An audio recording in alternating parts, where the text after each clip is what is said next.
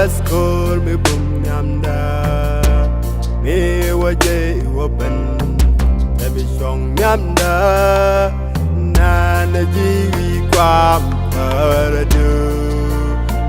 de jara widangwan palkani shankanawar punyala waskol me bum nyamda me waje waben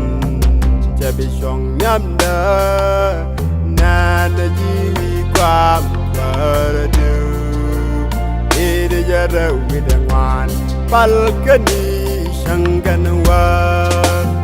udamin takebom na na langoi turai tagaba e waja open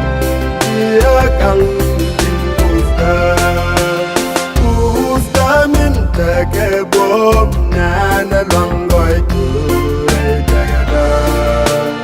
e waja open dia kang din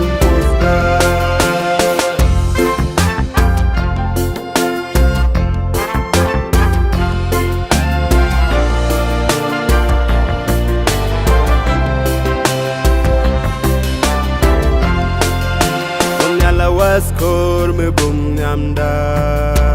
me shilya aroties toru shong nyamda jalle kasep kor me bum nyamda shulya arobar ke ojin ti nyamda kunyala waskor me bum nyamda me shilya aroties toru shong nyamda jalle kasep kor me bum nyamda shulya robar ke ojin ti nyamda udamin ke bom na na langoi turai tagada me waja dia kang din udamin ke bom na na langoi turai tagada e waja dia kang din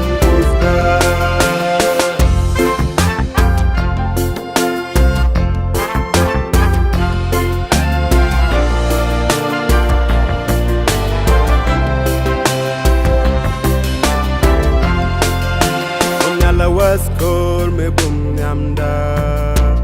Yang beo amye Shan belo joda Nana jiti nyam reite kada Zalami biat yam Ke ojin ti nyam da